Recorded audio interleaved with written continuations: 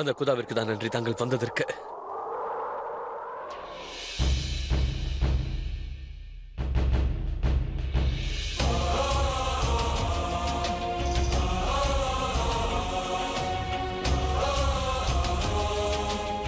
எனக்கு வேதனையாக இருந்தாலும் நான் ஆக்ராவை விட்டு வந்து விட்டேன். உங்களை வேண்டி கேட்டுக்கொள்கிறேன் ஷெஹன்ஷா, என்னை வற்புறுத்தாதீர்கள். என்னை தர்ம சங்கடத்தில் ஆழ்த்தி விடாதீர்கள். நான் இப்போது இருக்கும் நிலைமைக்கு நான் தான் காரணம். நான் பேசிய வார்த்தைகளை கேட்ட பிறகு அவரது மனம் எவ்வளவு துடித்திருக்கும். இப்போதுதான் அந்த வேதனை எனக்கு புரிகிறது.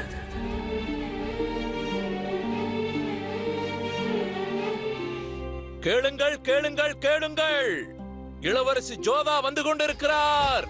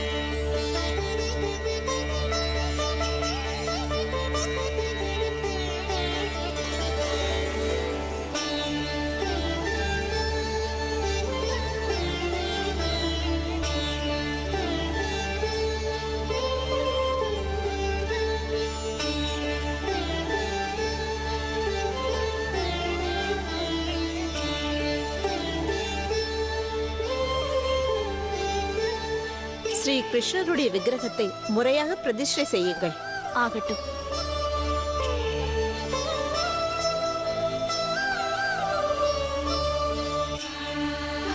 ஜோதா, என் செல்லமே,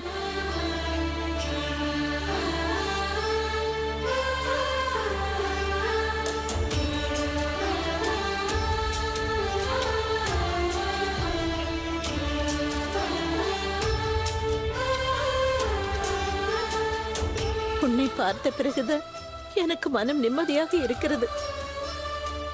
என்னால் எதுவும் கூற முடியவில்லை. எங்கு சென்றாய் அம்மா? ஒரு கணம் கூட எங்களின் நினைவே உனக்கு வரவில்லையா? இப்பொழுது இதை பற்றி பேச வேண்டாம். ஜோதா திரும்பி வந்துவிட்டாள். இதைவிட வேறென்ன வேண்டும்? பாட்டி, என்னை மன்னித்து விடுங்கள். அந்த நேரத்தில் என் மனம் அமைதி இல்லாமல் இருந்தது. கிருஷ்ணனிடம் சரணடைவதை தவிர எனக்கு வேறு எந்த வழியும் தோன்றவில்லை. ஜோதா, அவரெல்லாம் நீ பேசாதே. உனக்கு யாரும் இல்லை என்று நீ நினைக்க கூடாது. உனது முழு குடும்பமும் உன்னோடுதான் இருக்கிறது. பாட்டி, அம்மா எங்கிருக்கிறார்? உன்னுடைய தாய் உள்ளே உனக்காக ஆவலோடு காத்திருக்கிறாள். அவரை நான் உடனே சென்று சந்திக்க வேண்டும். இங்கு வாருங்கள். இவள் பெயர் ஷேனாஸ். இவரை அறைக்கு அழைத்துச் செல்லுங்கள். ஷேனாஸ், கவலைப்படாதே. என்னை போல இவர்கள் உன்னையும் பார்த்துக் கொள்வார்கள். ஜோதா, இந்த பெண் யார்? இவள் பெயர் ஷேனாஸ். ஆசிரமத்தில் என்னோடு இருந்தாள். என்னை மிகவும் கவனத்தோடு பார்த்து கொண்டாள். இனிமேல் இவள் என்னோடு இங்குதான் இருப்பாள். வா ஜோதா, நாம் உள்ளே செல்லலாம்.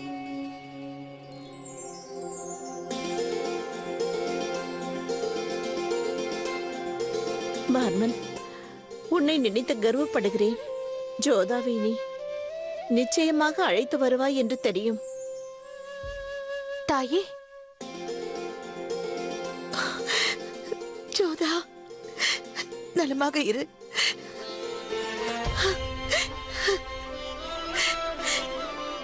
எங்கு சென்றிருந்தாய்?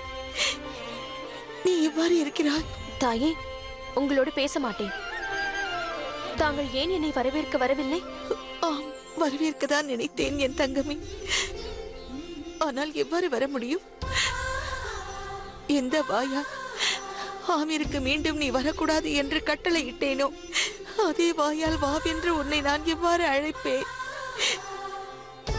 நீ அறிய மாட்டாய் ஜோதா.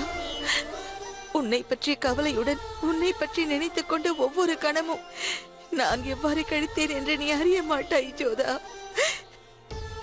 நான் பெரிய தவறு செய்து விட்டேன். என்னை மன்னித்து விடு ஜோதா. என்னால் உனக்கு துன்பம் நேர்ந்து விட்டது. நான் சரியான தாய் அல்ல. நான் ஒரு நல்ல தாய் அல்ல. எதுவும் பேசாதீர்கள். வேண்டாம் தாயே. என் தாயை பற்றி என் தாயை தவறாக பேசினால் தாங்கிக் கொள்ள முடியாது.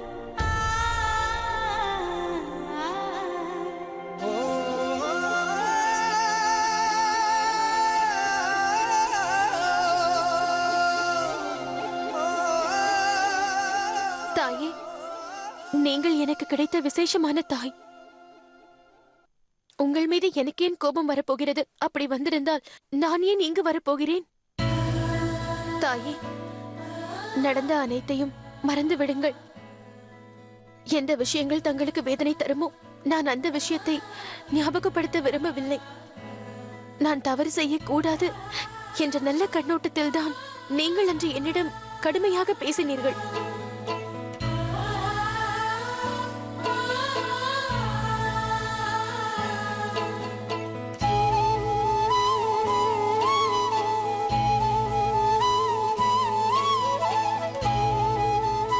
இருவரும் பேசி முடித்து விட்டீர்களா?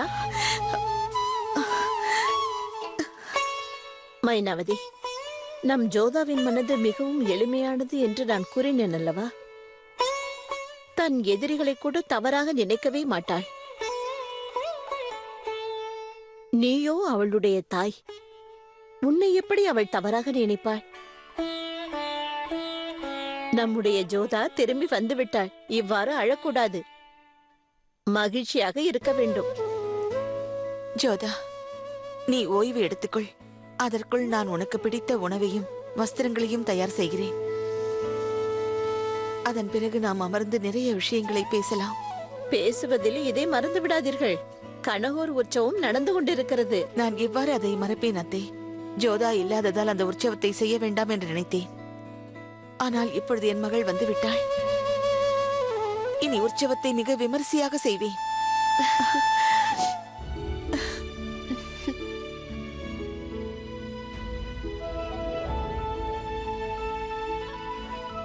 பேசுவதில் இதை மறந்து விடாதீர்கள். கனகோர் உற்சவம் நடந்து கொண்டிருக்கிறது. நான் இவ்வாறு அதை மறப்பேன் அத்தை.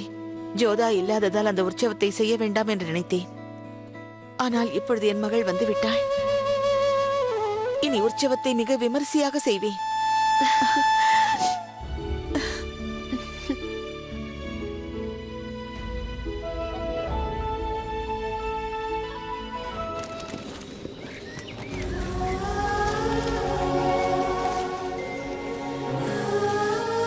நீங்கள் அனைவரும் சென்று ஓய்விடுங்கள். நான் சற்று தனிமையில் இருக்க விரும்புகிறேன்.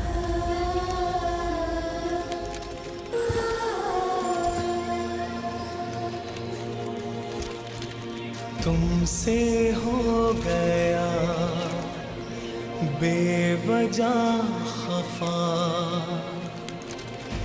दिल भी पशेमन हुआ है. எவ்வளவு கீழ்த்தனமாக நடந்து கொண்டேன். தங்களை எப்படி நான் சந்தேகப்பட்டேன். சீ! உங்களது புனிதமான காதலையே சந்தேகித்து நான் இப்போது உங்களையே இழந்து விட்டேனே ஜோதா பேகம். कैसे कहूँ मैं, तुम माफ कर दो. दिल कश्मकश में पड़ा है. तुमसे हो गया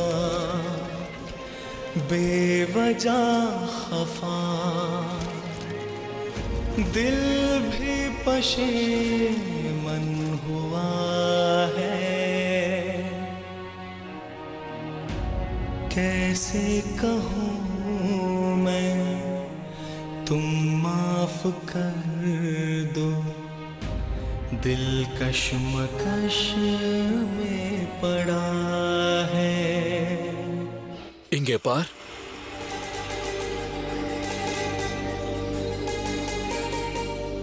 இந்த வாங்கிக்கொள். இந்த உணவை சாப்பிடு. ஏன் அழுகின்றாய் என்ற காரணம் எனக்கு தெரியாது. ஆனால் வயிறு நிரம்பினால் வேதனை குறையும் என்று நான் கேள்விப்பட்டிருக்கிறேன். உன்னிடம் உள்ள பாதியை தருகிறாயா? ஒருவன் வயிறு நிறைய சாப்பிடுவதை விட அதைவிட நல்லது இருவரும் சேர்ந்து சாப்பிடுவது. யார் நீ? நான் ஒரு வழிப்போக்கன்.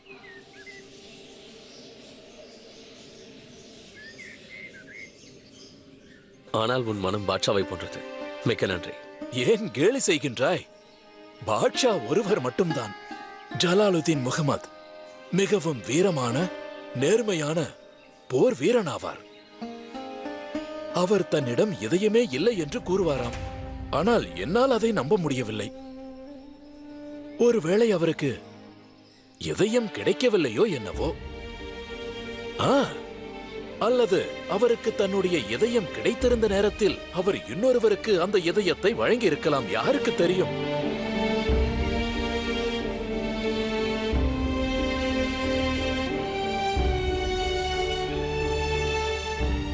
ருக்கையா, நீ ஒரு விஷயத்தை மறந்துவிட்டாய். என்னிடம் இதயம் இல்லை. இனி அது பிறக்கவும் பிறக்காது. அட சாப்பிடு சகோதரா. சாப்பிட்டால் சக்தி கிடைக்கும். உன்னுடைய வேதனையும் குறையும்.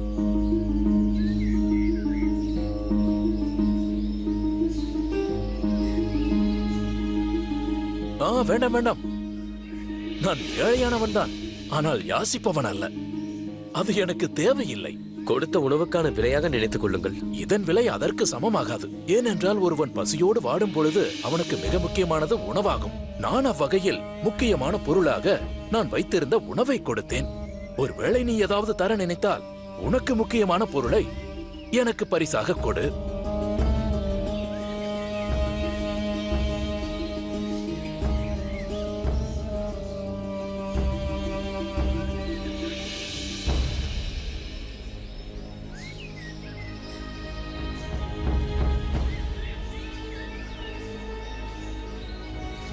நான் உயர்ந்த நாணயத்தை அளிக்கின்றேன். இதை என்னிடம் அளித்தவர் என்ன கோரினார் என்றால், உன்னை கண்டுபிடிப்பவருக்கு இதை கொடுத்து விடு என்றார். அப்படி என்ன கண்டுபிடித்தேன்? என்னிடம் இதயம் இருக்கிறது என்பதை. என்னிடம் இதயம் இருப்பதை என்னாலே கண்டுபிடிக்க முடியவில்லை. ஆனால் நீ இன்று என்னிடம் இதயம் இருப்பதை எளிதாக கண்டுபிடித்து விட்டாய். ஷகன்ஷா, தாங்களா? ஷகன்ஷா, நான் தவறு செய்து விட்டேன். என்னை மன்னித்து விடுங்கள். ஷகன்ஷா, தயவு கூர்ந்து என்னை மன்னித்து விடுங்கள். நான் தவறு செய்து விட்டேன். நீ எந்த தவறும் செய்யவில்லை. நான் செய்த தவறை எனக்கு சுட்டி காட்டினாய், அவ்வளவுதான். இதை வைத்துக்கொள். ஷகன்ஷா, இந்த நாணயத்தை நான் வைத்துக் கொள்ள முடியாது. இது தங்களுக்கு அரிதானது. இதை தங்களுக்கு முக்கியமானவர்கள் கொடுத்திருப்பார்கள்.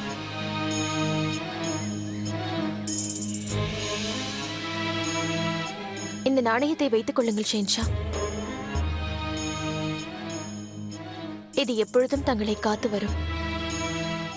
உங்களுக்குள்ளும் இதயம் இருக்கிறது என்பதை யாராவது கண்டுபிடித்து விட்டால் இந்த நாணயத்தை அவரிடம் கொடுத்து விடுங்கள். ஒரு சமயம் அவர் இருந்தார். ஜோதா,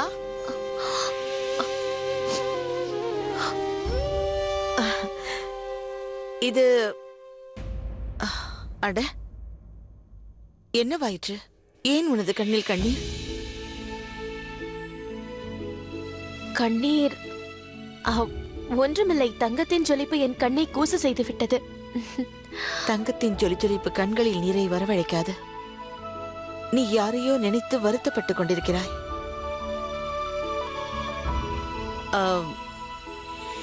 இந்த உற்சவத்தில் இதை நீ அணிந்து கொள்.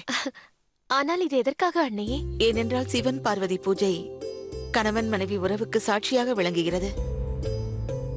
உனது தந்தையார் யுத்தத்திற்கு செல்லும் பொழுது நான் இதைத்தான் அணிந்து கொள்வேன். இதை அணிந்து கொண்டால் கணவரை சகல ஆபத்துகளிலிருந்தும் காப்பாற்றிவிடும். என்ன இது?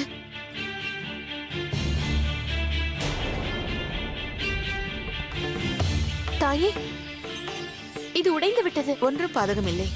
வேண்டுமென்றால் இதை நீ அணிந்து கொள். இல்லை, வேண்டாம் தாயே. இதை நான் அணிந்து கொள்ள மாட்டேன். இதை சரி செய்து நான் போட்டுக் கொள்கிறேன். அவருக்கு எப்போது என்ன ஆபத்து வருமோ தெரியவில்லை.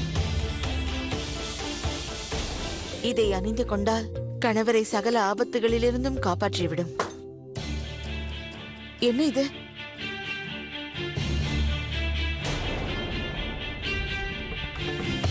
தாயே, இது உடைந்து விட்டது. ஒன்றும் பாதகமில்லை. வேண்டுமென்றால் இதை நீ அணிந்து கொள். இல்லை, வேண்டாம் தாயே. இதை நான் அணிந்து கொள்ள மாட்டேன். இதை சரி செய்து நான் போட்டுக் கொள்கிறேன். அவருக்கு எப்போது என்ன ஆபத்து வருமோ தெரியவில்லை.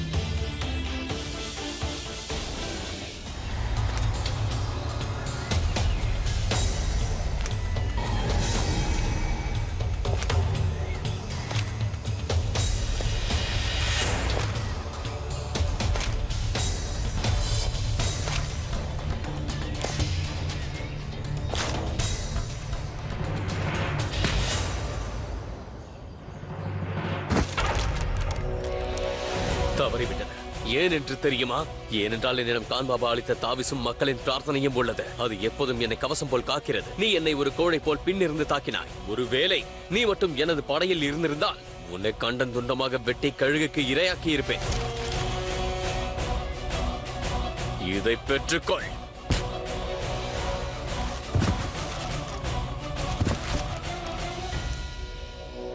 இங்கிருந்து ஓடிவிட.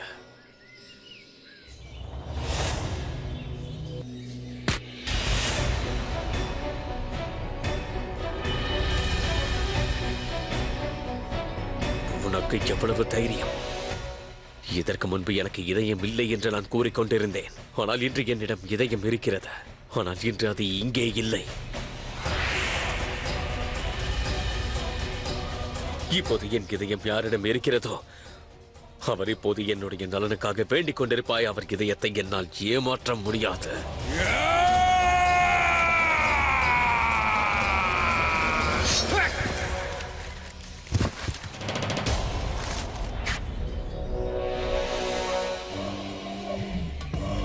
நீ யார் என்பது எனக்கு தெரியாது. ஆனால் உன்னை அடையாளம் காண எனக்கு அதிக நேரம் தேவையில்லை. நான் எதிரியோடு சண்டை போடும்போது ஒரு முறைதான் அவர் முகத்தை பார்ப்பேன். பிறகு அவன் பார்க்கும் இறுதி முகம் எனது முகமாக இருக்கும்படி செய்வேன்.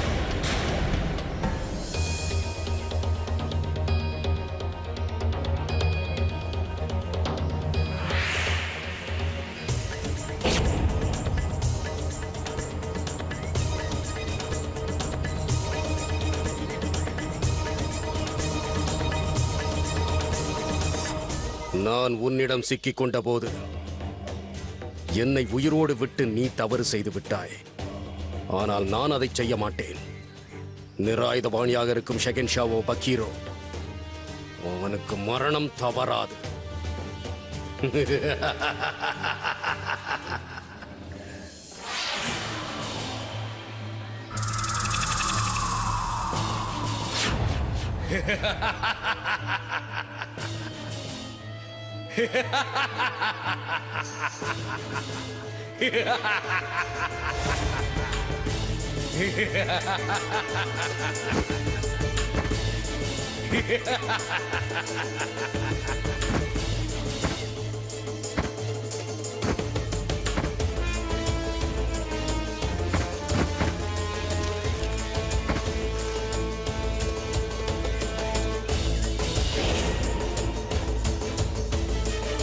சரித்திரம் என்னை விட உன்னை அதிர்ஷ்டசாலி என்று நிரூபித்தது.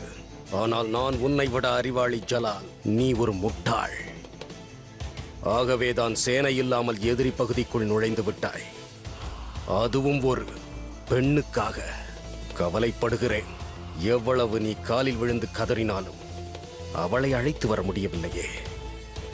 அவள் உன் முகத்தை ஏறெடுத்தும் பார்க்கவில்லை. அதாவது நிரந்தரமாக நீ அவளை விட்டு பிரிந்து விட்டாய். இப்போது நீ என்னிடம் உயிர் பிச்சை கேள். என்னிடம் உயிர் பிச்சை கேள். ஏனென்றால் நீ சாகப் போகிறாய். எனக்கு அது போன்ற விஷயங்கள் தேவையில்லை. பிறகு உனக்கு என்ன வேண்டும்? நான் இறுதியாக ஒரு முறை துவா செய்ய விரும்புகிறேன், அவ்வளவுதான். துவா சரி செய்து கொள். இறக்கப் போகிறவனின் இறுதி ஆசையை நிறைவேற்றாமல் எப்படி இருப்பது?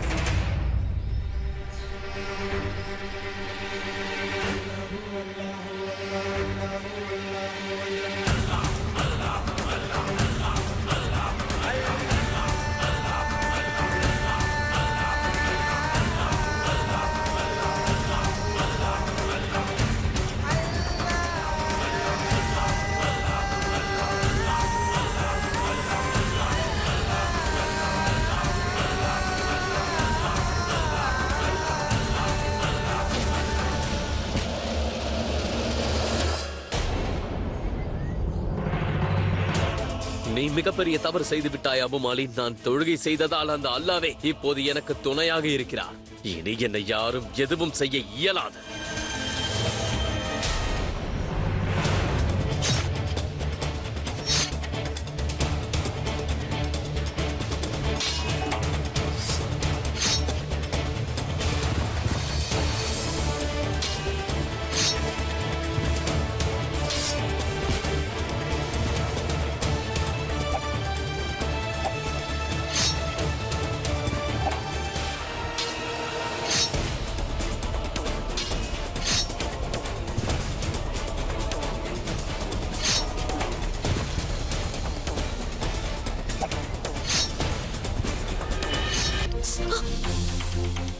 ஜோதா, என்னவாயிற்றம்மா? ஒன்றுமில்லை தாயே, ஒன்றுமில்லை. வேண்டுமென்றால் இதை சரி செய்ய பொற்கொள்ளனிடம் அனுப்பி வைக்கலாம். நானே சரி செய்கிறேன்.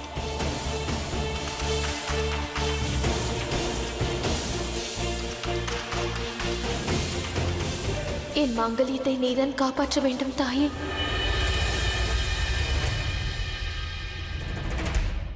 என் மாங்கல்யத்தை நீதான் காப்பாற்ற வேண்டும் தாயே.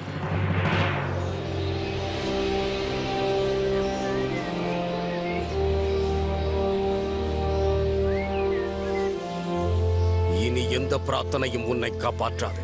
உனது உயிரற்ற உடல்தான் ஆக்ரா செல்ல போகிறது.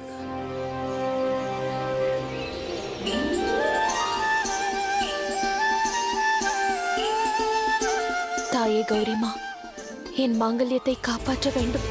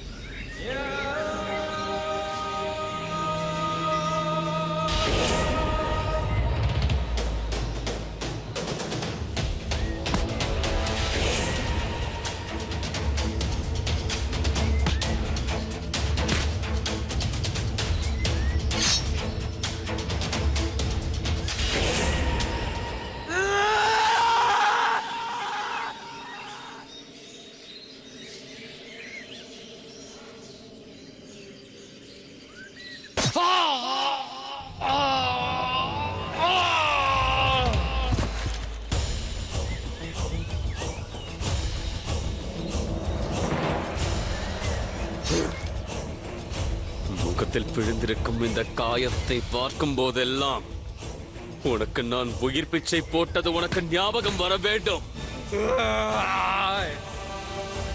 நீ எனது மைத்துனனாக இல்லாவிடில் நன்றாக இருந்திருக்கும். என் தங்கையை பற்றி நான் கவலைப்படவில்லை என்றால் நன்றாக இருந்திருக்கும்.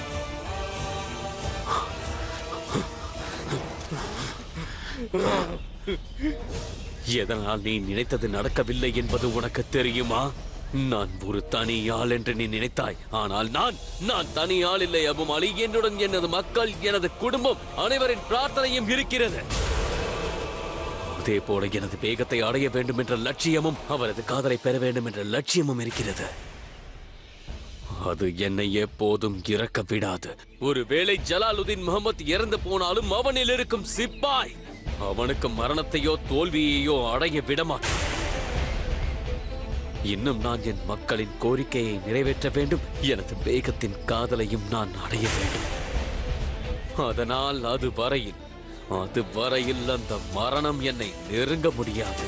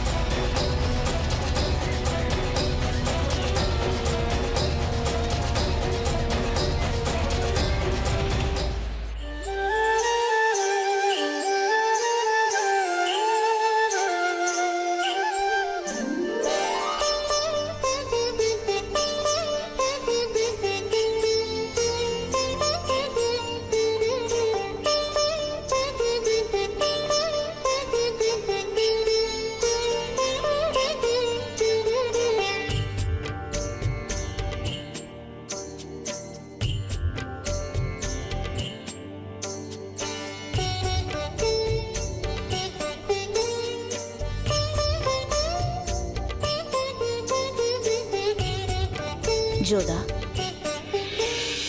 உங்கள் கோபம் நியாயமானதுதான் ஜோதா பேகம், அதனால் தான் நான் கூறுகிறேன். என்னை முதலில் தண்டித்து விடுங்கள், பிறகாவது என்னை மன்னித்து விடுங்கள். அதன் பிறகு என்னோடு நீங்கள் ஆக்ராவிற்கு வந்து விடுங்கள். ஜோதா,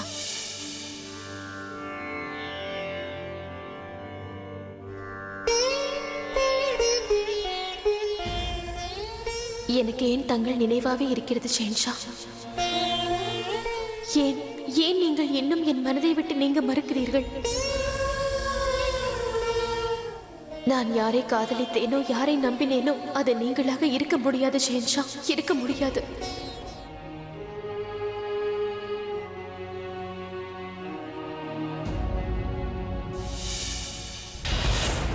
ஷெகன்ஷா, ஆவேசம் கொள்ள வேண்டாம். தாங்கள் பாதுகாப்பாக என்னிடம் இருக்கிறீர்கள். மகாராஜா, நான் எப்படி இங்கே வந்தேன்? தாங்கள் மூர்ச்சையாகி விழுந்து விட்டீர்கள். மன்னிக்க வேண்டும். தாங்கள் மறுத்த போதும் தங்கள் பாதுகாப்பிற்கு என் சேனையை பின்னால் அனுப்பியிருந்தேன். உங்களுக்கு உதவி தேவைப்படும் பட்சத்தில் அவர்கள் உங்களுக்கு உதவுவார்கள் என்றுதான். அதுவும் நல்லதாக போய்விட்டது. சரியான நேரத்தில் அவர்கள் வந்து விட்டார்கள். மிகவும் சரியாக கூறினீர்கள். அவர்கள் சரியான நேரத்தில் தான் அங்கே வந்தார்கள். மிக்க நன்றி. இப்பொழுது எப்படி இருக்கிறீர்கள் ஷெகன்ஷா? இப்போது சற்று நலமாக இருப்பது போல் நான் உணர்கிறேன். எங்களுடைய அஜாக்கிரதையால் தான் இப்படி எல்லாம் நடந்தது. இல்லை, நீ உன் மீது பழி போட்டுக் கொள்ளாதே. நீ எனது கட்டளைக்கு கட்டுப்பட்டு இருந்தாய். ஷெகன்ஷா, தாங்கள் ஓய்வெடுங்கள். வைத்தியர் மருந்திட்டு பட்டியிட்டு இருக்கிறார். தாங்கள் ஓய்வெடுத்தாக வேண்டும். ராஜா அவர்களே, ஜோதா பேகம் இப்போது எப்படி இருக்கிறார்? இப்போது அவர் நன்றாக இருக்கிறார். தாங்கள் கவலைப்பட வேண்டாம். அப்படி என்றால் நான் இப்போதே அவரை சந்திக்க வேண்டும். ஷெகன்ஷா, ஜோதா மகா உற்சவ பூஜைக்கு சென்றிருக்கிறாள். பூஜையிலிருந்து திரும்பியதும் நான் நிச்சயம் அழைத்து வருகிறேன். தாங்கள் ஓய்வெடுத்துக் கொள்ளுங்கள்.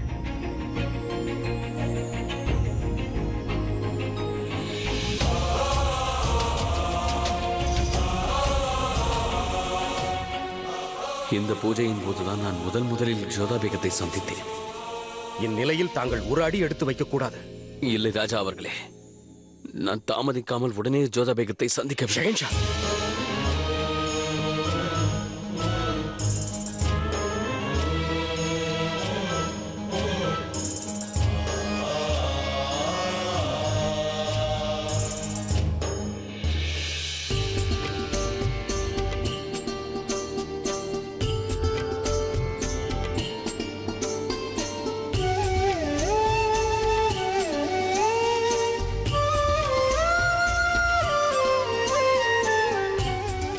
அதை கொடு.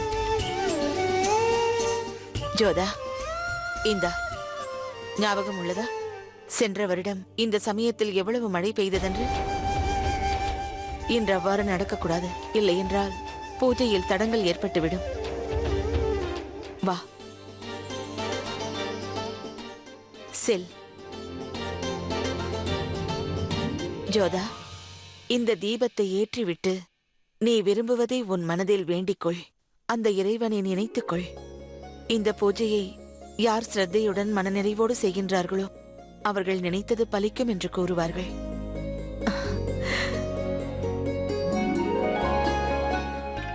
தாயின் மனது ஒப்பற்றது அல்லவா? சென்ற முறை என் தாய் என்னிடம் தண்ணீரில் யார் முகத்தை பார்க்கிறாயோ அவரே உனக்கு கணவனாக வருவார் என்று கூறினார். இன்று இப்படி கூறுகிறார்.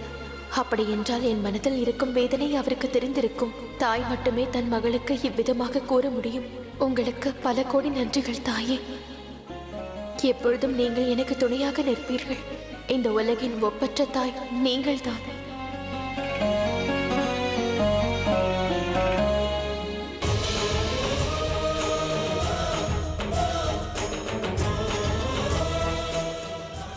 ஷெகன்ஷா, மாப்பிள்ளை அவர்களே, ரத்தப்போக்கு கூட இன்னும் நிற்கவில்லையே. இந்நிலையில் தாங்கள் நடந்து வருவது ஆபத்தாக முடியலாம். நான் சிறிதளவு வேதனைப்பட்டாலும் கூட நீங்கள் கவலை கொள்வீர்கள் என்பது எனக்கு தெரியும் ராஜா அவர்களே. ஆனால் நான் ஜோதா பேகத்திடம் பேசாத வரையில் என்னுடைய வேதனை குறையவே குறையாது.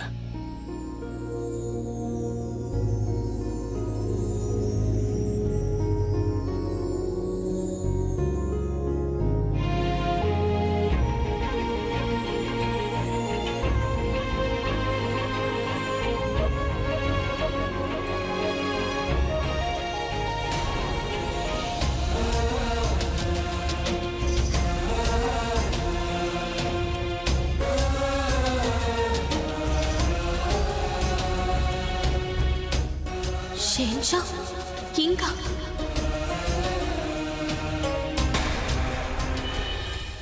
எனக்கு ஏதோ பிரம்மை பிடித்திருக்கிறது. ஏன் அவரை என்னால் மறக்க முடியவில்லை? ஏன் அவர் முகம் எனக்கு தண்ணீரில் தோன்றுகிறது? இல்லை, திரும்பவும் அவர் நினைவுகள் எனக்கு வரக்கூடாது.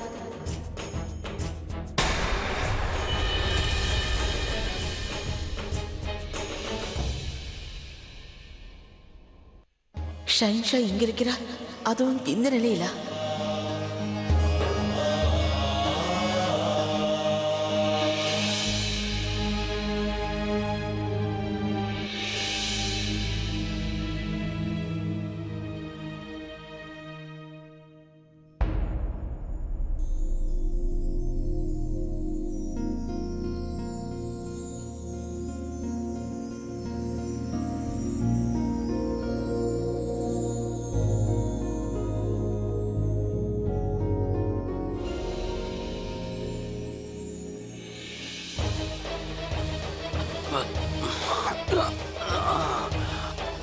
ஷெஹன்ஷா, இனி நான் தங்களின் ஒரு வார்த்தையையும் கேட்கப் போவதில்லை.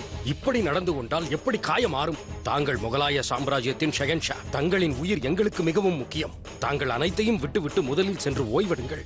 இது தங்களின் முனிசிப்பின் வேண்டுகோள் அல்ல, தங்கள் மாமனாரின் கட்டளை.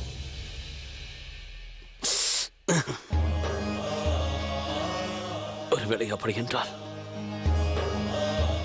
உங்கள் கட்டளையை மீற முடியாது. வணக்கம் ஷைன்ஷா. இவரது ஆரோக்கியம் எவ்வாறு உள்ளது? மைனாவதி, இவர் ஓய்வு எடுத்துக் கொள்ளவில்லை என்றால் இவர் ஆரோக்கியம் எவ்வாறு சரியாகும்? நான் இவரை மாளிகைக்கு அழைத்துச் செல்கிறேன். ஷெஹன்ஷா ஜோதாவிடம் பேசத்தான் வந்தார். ஆனால் இச்சூழ்நிலையில் இவர் இங்கு இருப்பது என்பது உச்சித்தமே அல்ல. ஜோதாவும் இவரை இந்நிலையில் கண்டாள் என்றால் மிகவும் வேதனைப்படுவாள். ஆமா, தாங்கள் கூறுவது சரிதான். எனவேதான் நாங்கள் மாளிகை செல்கிறோம். வாருங்கள்.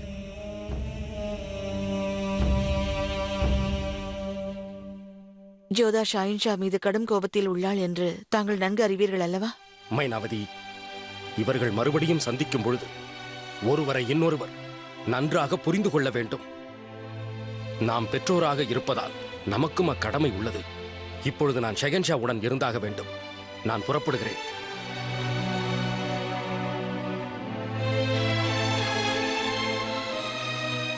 ஜோதா, தீபத்தை ஏற்றிவிட்டாய் அல்லவா? இன்னும் ஏன் இங்கிருக்கிறாய்? தாயே, சென்ற முறை தீபத்தை ஆற்றில் மிதக்க விடும் பொழுது நீங்கள் யாருடைய முகத்தை நான் பார்க்கின்றேனோ அவரோடு சேர்ந்துதான் என் எதிர்காலம் இருக்கும் என்றீர்கள். நீங்கள் ஒன்றை அறிவீர்களா? அன்றும் சரி இன்றும் சரி எனக்கு யாருடைய முகம் தெரிந்தது என்றால் ஷெஹன்ஷா உடையது. இது மாயமா அல்லது என்னுடைய பிரம்மையா என்று எனக்கு தெரியவில்லை. ஆனால் எனக்கு எங்கு பார்த்தாலும் ஷெஹன்ஷாவின் முகம்தான் தெரிகின்றது. இப்பொழுது இங்கு கூட எனக்கு ஷெஹன்ஷாவின் முகம் மட்டுமல்ல, அவரை முழுமையாக தெரிந்தார். அவரை நான் பார்த்தது போல் உணர்கின்றேன். சத்தியம் என்னவென்று தெரியுமா ஜோதா? ஷாயின்ஷா உன்னை சந்திக்க உண்மையிலேயே இங்கு வந்தார். ஜோதா, நாம் பூஜை செய்வதற்காகத்தான் இங்கு வந்துள்ளோம். பிறகு ஏன் ஷாயின்ஷாவை பற்றி பேசுகிறாய்? அவர் உன்னை எவ்வளவு அவமானப்படுத்தினார் என்பதை மறந்துவிட்டாயா? பிறகு ஏன் உனக்கு அவரை பிடிக்காத பொழுது, அவருடன் நீ இருக்க விரும்பாத பொழுது மீண்டும் மீண்டும் அவரை பற்றியே பேசி உன் மனதை வருத்திக் கொள்கிறாய்? அவரை மறக்க வேண்டும் என்றுதான் விரும்புகிறேன். அவர் நினைவுகளே வரக்கூடாது என்றுதான் நினைக்கிறேன். ஆனால் என்னால் முடியவில்லை தாயே. ஒவ்வொரு நிமிடமும் அவர் நினைவாகவே வாடுகின்றேன் தாயே. ஜோதா, நீ எது வேண்டுமானாலும் கூறு. உன்னால் ஷாயின்ஷாவை மறக்கவே முடியாது. இப்பொழுது நீ ஆமீரின் இளவரசி ஜோதா அல்ல, ஆக்ராவின் பேகம் ஜோதாவாகிவிட்டாய். நான் இதை நினைத்து பெருமைப்படுகின்றேன். என்னால் ஏன் ஷெஹன்ஷாவை மறக்க இயலவில்லை? என் மனதில் ஏன் அவர் பசை போல் ஒட்டி கொண்டிருக்கிறார்? இவ்வளவு முயன்று பார்த்தும் என் மனதை விட்டு ஏன் அவரை நீக்க முடியவில்லை? ஏன் அவர் முகமே எனக்கு எங்கும் தெரிகின்றது?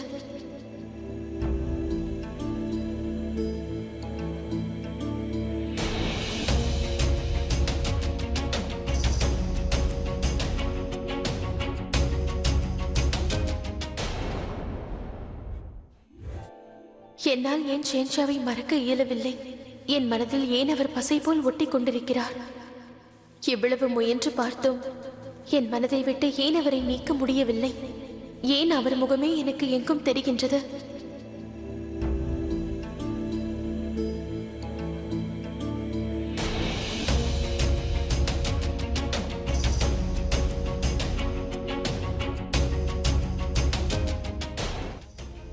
என்ன இது? மறுபடியும் அவரே தெரிகின்றார். தாய் அம்பிகையே, எனக்கு என்னதான் ஆயிற்று? ஜோதா, என்னவாயிற்று? ஒன்றும் பிரச்சனை இல்லையே. இவ்வளவு அவசரமாக எங்கு செல்கிறாய்? என்னவென்று தெரியவில்லை. எனக்கு பதட்டமாக இருக்கிறது. நான் எப்பொழுதும் ஷெஹன்ஷாவை பார்ப்பது போல் உணர்கின்றேன். இன்று தீபத்தை நேரில் மிதக்க விடும் பொழுதும் இப்பொழுது இங்கு என் அறையில் கூட ஷெஹன்ஷாவை பார்ப்பது போல் நான் உணர்கின்றேன். எல்லா இடங்களிலும் அவர் இருப்பது போல் ஏன் உணர்கின்றேன்? ஜோதா பேகம், தாங்கள் கேட்டீர்களா? தாய் அம்பிகையே, எனக்கு அவர் குரல் கூட கேட்க ஆரம்பித்து விட்டது. ஜோதா, அவ்வாறு ஒன்றும் நிகழவில்லை. நான் செல்கிறேன். இந்தா பிரசாதம். எங்கே செல்கிறீர்கள்?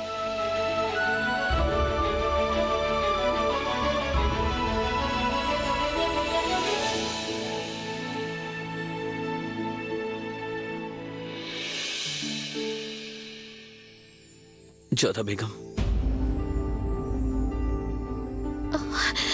கண்ணா, ஏன் இப்படி நடக்கின்றது? அவர் இங்கு இல்லை, ஆனால் குரல் மட்டும் எப்படி கேட்கின்றது?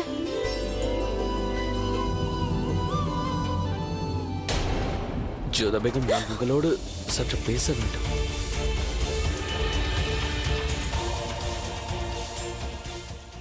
ஷெஹன்ஷா, நீங்கள் இங்கு எப்படி? நீங்கள் என்னை மன்னிக்காத வரையில் நீங்கள் எங்கிருந்தாலும் நானும் அங்கேதான் இருப்பேன் ஜோதா பேகம். நான் தங்களிடம் எத்தனை முறை கூறுவது? நான் தான் ஆக்ராவிற்கு வரமாட்டேன் என்று கூறிவிட்டேன் அல்லவா? நான் உங்களோடு பேச விரும்பவில்லை. நீங்கள் என்ன அறையில் என்ன செய்கிறீர்கள்? அது ராஜா பார்மல் அவர்கள் தான் என்னை இங்கே ஓய்வெடுக்க சொன்னார்கள். நீங்கள் என் மீது கோபப்படுவது நியாயம்தான், நான் ஒப்புக்கொள்கிறேன். நான் செய்தது மிகப்பெரிய குற்றம் தான். அதனால் தான் நான் உங்களிடம் மன்னிப்பு கேட்க வேண்டும் என்று நினைக்கிறேன். ஷெஹன்ஷா, பாருங்கள் ராஜா பார்மல் அவர்களே, இடையில் புகுந்தமைக்கு நான் மன்னிப்பு கோரிக்கொள்கிறேன். வைத்தியர் தங்களை முழு ஓய்வில் இருக்கச் சொன்னார். ஏன் எழுந்து கொண்டீர்கள்? நான் ஓய்வெடுத்துக் கொண்டுதான் இருந்தேன் ராஜா அவர்களே. ஆனால் ஒருவர் அதற்கு பங்கம் ஏற்படுத்தி விட்டார். தாங்கள் அனுமதி அளித்தால் நான் ஜோதாவிடம் 2 நாழிகை பேசலாம் அல்லவா? நிச்சயமாக. சென்று வாருங்கள் ஜோதா பேகம். தாங்கள் ஓய்வெடுத்துக் கொள்ளுங்கள்.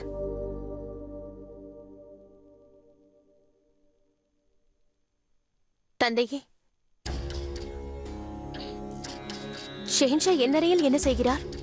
அவருக்கு எவ்வாறு காயம் ஏற்பட்டது? அவர் ஆக்ரா திரும்பிச் செல்லும் வழியில் அவரது மைத்துனரான அபுமாலி அவரை தாக்குதலுக்கு உள்ளாக்க நினைத்தார்.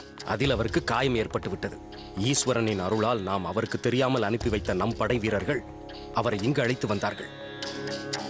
இப்போது அவருக்கு ஓய்வு மட்டுமே தேவைப்படுகிறது. எனவே நான் அவர் தங்கிக் கொள்ள உனது அறையை ஏற்பாடு செய்தேன்.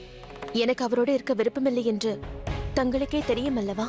ஜோதா, அநேக இடங்களிலும் அநேக நேரங்களிலும் கோபத்தை வெளிப்படுத்துவது உச்சித்தம் அல்ல. நீ உனது கணவர் மீது கோபமாக உள்ளா என்பதை உணர்வேன். ஆனால் அவர் உனது கணவர் மட்டுமல்ல, முகலாய ராஜ்யத்தின் ஷெஹன்ஷா. உன்னை தேடுவதற்காக அவர் ஆக்ராவில் இருந்து என்று புறப்பட்டார் என்று நீ அறிவாயா? உன்னுடன் ஓரிரு வார்த்தைகள் பேச ஒவ்வொரு கணமும் முயற்சிக்கிறார். ஆனால் நீ என்னவோ சரி, ஷெஹன்ஷாவை பார்த்துக் கொள்ள உனக்கு விருப்பமில்லாமல் இருக்கலாம். அதில் ஒன்றும் பிரச்சனை இல்லை. ஆனால் நீ தங்குவதற்கு வேறொரு அறையை பார்த்துக்கொள்.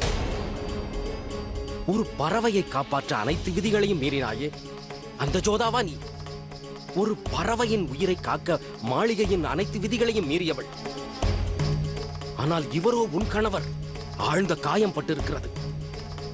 ஆனால் இப்போதும் நீ மிகுந்த பிடிவாதத்தில் இருக்கிறாய்.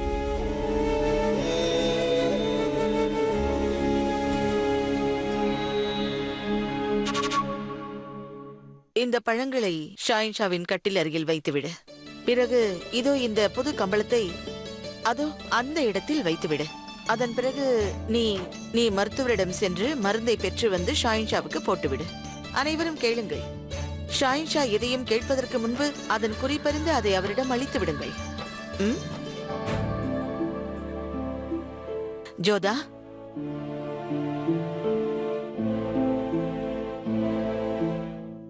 நீயா?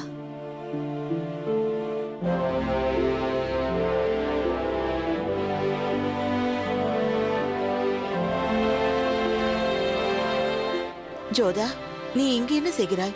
உன் அறைக்கு சென்று ஓய்வெடுத்துக் கொள்ளமா.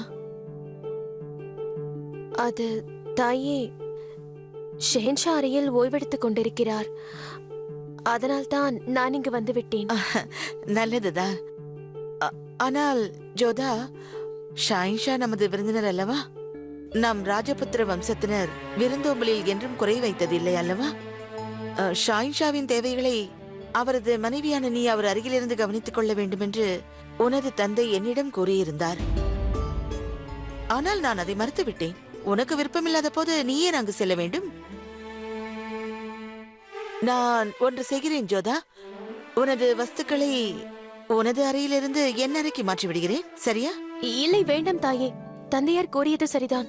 ஷெஹன்ஷாவிற்கு இப்பொழுது காயம் ஏற்பட்டிருக்கிறது. அவருக்கு நான் சேவை செய்தாக வேண்டும் அல்லவா? நீங்கள் ஒன்றும் கவலைப்படாதீர்கள், நான் பார்த்துக் கொள்கிறேன். இங்கே வாருங்கள். நான் கூறிய அனைத்தையும் தவறாமல் நிறைவேற்றுங்கள். ஷெஹன்ஷாவுடைய அறையில் ஒரு பாதாம் பாலையும் வைத்து விடுங்கள், தாயக்கட்டையும் வைத்து விடுங்கள். பிறகு தாயே, ஷெஹன்ஷாவிற்கு நானே மருந்து தயாரிக்கிறேன். அந்த மருந்தால் அவர் விரைவில் குணமாகி விடுவார். ராஜகுமாரி ஜோதா கூறிய அனைத்தையும் அவர் அருகிலிருந்து செய்து தாருங்கள். செல்லுங்கள்.